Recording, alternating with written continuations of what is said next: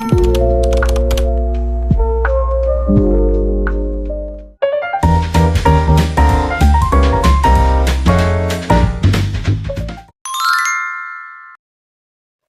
for this topic, application of differentiation maximum and minimum problems, we need to understand how to use differentiation to solve real-life maximum and minimum problems.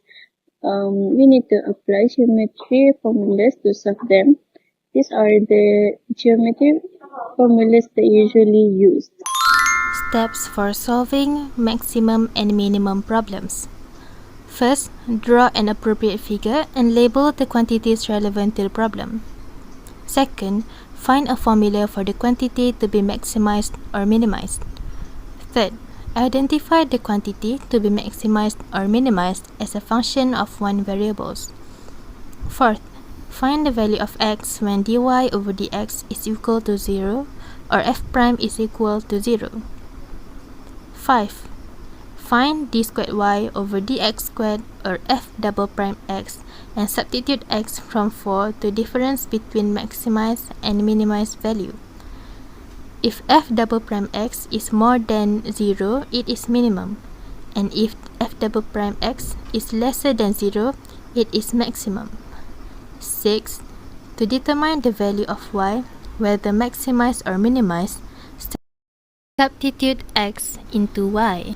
Okay, let's move to question 2, which is based on the diagram above. We need to express y in terms of x, which is the first one we need to search for a perimeter of rectangle plus with a semicircle. And then in this case, we only use one only x. And then we substitute r into the formula, and then we got y equal to 60 equal minus pi x over 4 minus x over 2. For the question B, we need to find the area of the diagram, which is formula of a rectangle minus with a semicircle, and then we substitute y into the formula, and then 60x minus pi x over pi x square over 4 minus x square over 2 minus pi x square over 8, and then we should multiply with 2 because we want to simplify it, and we got the final answer. Okay, we move to part C, which is we should differentiate the area, which is 60 equal to x equal to 3 over 4 pi x equal to 0, and then we simplify the x, and that's the answer of x. And then we should find the answer of y, which is we substitute x into y, and then we got the answer of y, which is 37.02. And then we move to part D, which is we substitute x into the area, and then we got the answer of maximum area. Now let's proceed with question 4a. First, find the formula of the volume. Find h in terms of x squared. Next, find the total base and multiply it with 2 ringgit. And then find the total side and multiply it with 1 ringgit and 20 cents. To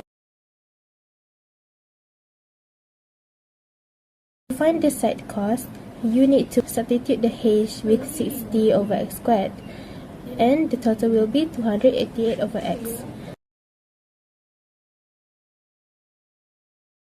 The answer will be C equals to 2x squared plus 288 over x. Now for question B. First, you have to differentiating the C formula. Then, to find the value of x, you have to replace c prime with 4x. Then you can start by simplifying the formula until you find the value of x.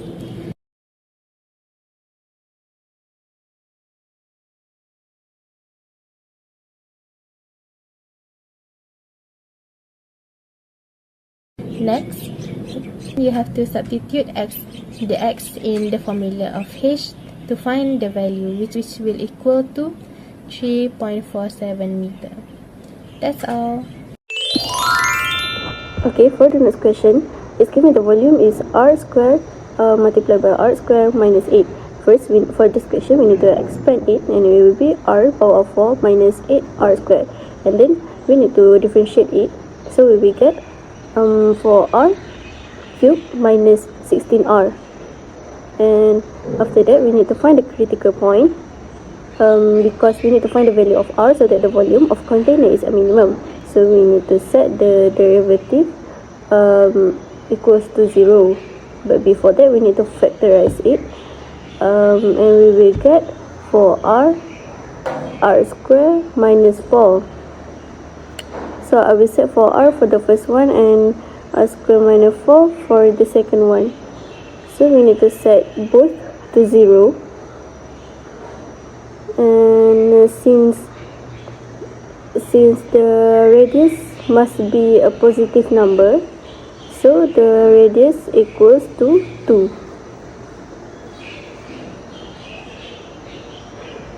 And after that we need to do the second derivative. We take the 4r cubed minus 16r, differentiate it, and we will get 12r squared minus 16.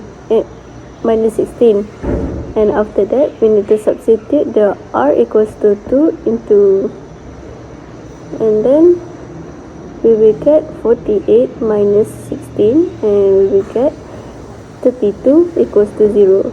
Therefore, radius r equals to 2 will minimize the volume of the container. Okay, now we want to talk about Rolle's theorem and mean value theorem for differentiation. So, what does Rolle's theorem say?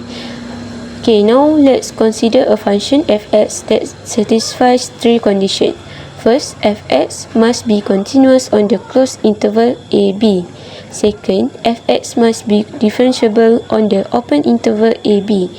And finally, the value of at the endpoint must be equal, so fa equal to fb. If all these conditions are met, then there is at least one point c between a and b, where the f prime c equal to 0. Okay, next, let's move to mean value theorem. Here what the theorem states. If we have a function fx that is continuous on the closed interval ab and differentiable on the open interval ab, then there exists at least one number c in ab such that f prime c equal to fb minus fa over b minus a. Okay, next, for the example on this topic, we are given the function and asked to apply the mean value theorem on the interval to 5. So, for the first thing, we need to evaluate the two intervals to 5 into fa and fb. And we substitute the f2 and f5 into our function, and we will get negative 13 and negative 97. Next, find the derivative of the formula fc, and which will equal to negative 8c, and apply the mean value theorem to find the value of c.